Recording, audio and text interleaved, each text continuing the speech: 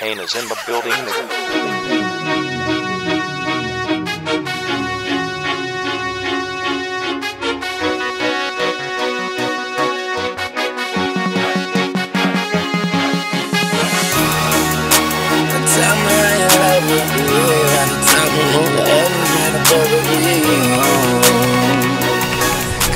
Hey everyone, Courtney Ponce here for the season opener game between the Northview Vikings and the Charter Oak Chargers. Now a quick refresher of what happened last year. Exactly a year ago tonight, Charter Oak ran through Northview 44-22 and are hoping for a repeat tonight.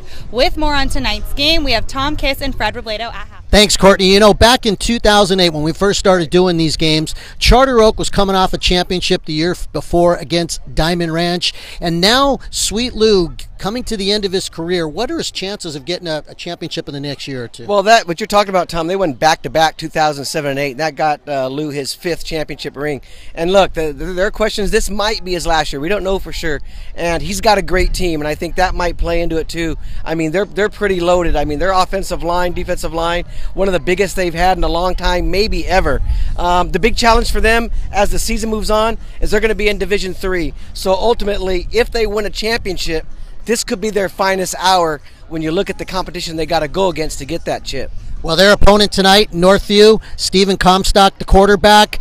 Word was that he might transfer over here. He's still at Northview. What are his chances there with Northview? Yeah, well, you know, he grew up in this area. He was a Charter Oak ball boy, Tom, and a lot of his friends wanted him to come back here.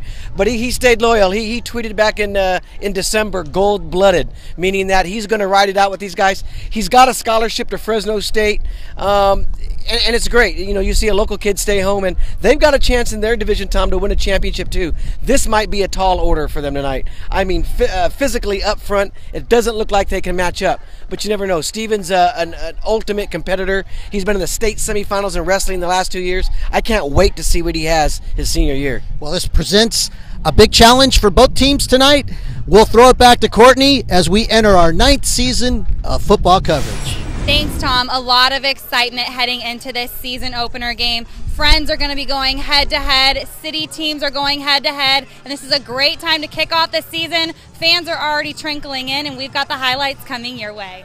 Few pinned in their own end, trying to get something going early. Quarterback Steven Comstock. First interception of the game. Joseph Romero taking it down to the 5-yard line.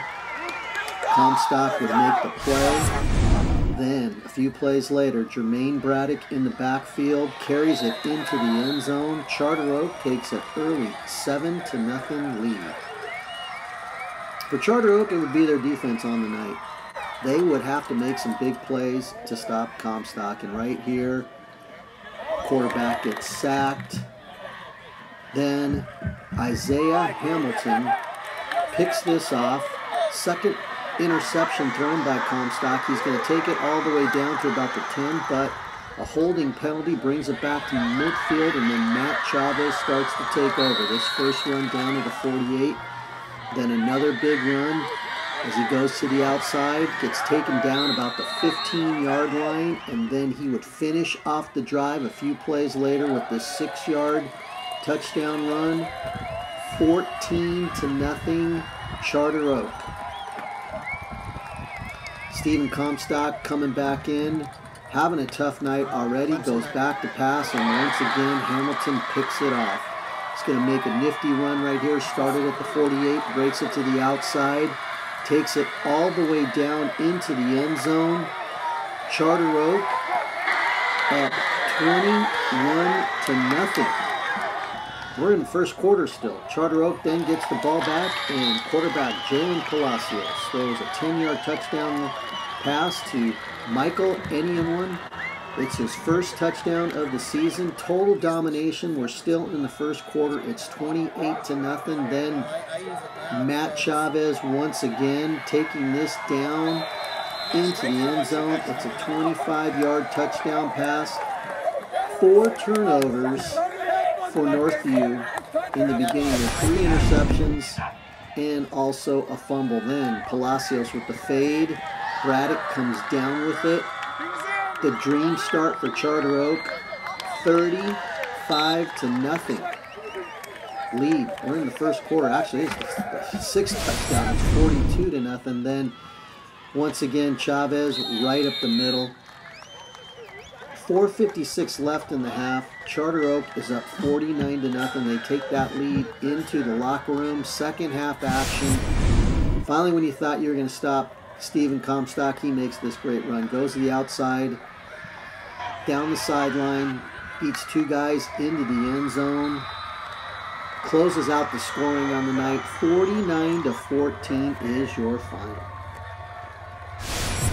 Courtney Pons here with head coach Lou Farrar. Coach, first off, congratulations. First win of the season. How does this set the momentum for the games to come? Well, it's nice to get off this kind of a win, without scrimmaging and having not had a whole lot of time. You can't really simulate the game in practice, but we really needed to play. These guys played hard for 4 quarters. We just, we got to stay healthy. That's all we got to do. Absolutely. Now going after, you're saying the guys played hard, definitely, especially the first half. Very, very strong. What adjustments need to be made to make sure that happens throughout the entire game for the upcoming games? Well, right now we're looking for depth. We're trying to find some depth right now. And fortunately, we've got to play a lot of guys that we think are going to try to help us down the road. The idea is to get them up to game speed. They can practice all they want as a second unit, third unit, or whatever, but there's nothing like playing reps in a game. One more question here. Your quarterback, Jalen, first night starting, came out a little bit injured. Thoughts and concerns? It wasn't anything big, and I just think it's kind of a cramp, or I don't know what it was, but he just got rolled up on. He's fine. Well, best of luck to you this season. Thank you very much. I am here with quarterback Jalen Palacious. First off, congratulations. Great win to start this season. But I definitely want to talk about your first varsity start. What was your mentality coming in here, having it being your first start tonight? I kind of came in very excited, actually. I was excited to finally play a varsity football game as a quarterback. And, came out a little too excited because, throwing a little bad passes. But came out pretty good today, I think. No, definitely. Always room for improvement. So what are we going to improve on moving forward then? I could say I can improve on accuracy and just being more poised in the pocket and just calming down in the game, because right now I was trying to just a little too excited today. Yeah, so. Exactly. Emotions are high, so I definitely also want to talk about came off a little bit injured. What's going on? Well, I'm fine right now. I kind of just had a little freak accident, but nothing big. I'm fine. I'll be back next Friday. So we'll be all good to go against Colony? Yes, ma'am. Best of luck to you. Thank you. I am here with Matt Chavez. Matt, an incredible game for you tonight. 3 touchdowns. Oh my goodness, what was going through your mind when all this happened? Honestly, it was the O-line. It's a lot easier when the hole is this big, so I give a lot of credit to them. And I just try to run with my instinct. Absolutely. Now, I definitely want to talk about this senior class, a very special and very talented class. What can we expect from you guys this year? You could expect a lot of what just happened right now, because our class is a hungry class, and we have a bad taste from last year, so hopefully this year we can get the job done. Yeah, definitely, and we're going to use that momentum, especially going into next week's game against Colony. What can we expect besides a W? That's obviously on the table here.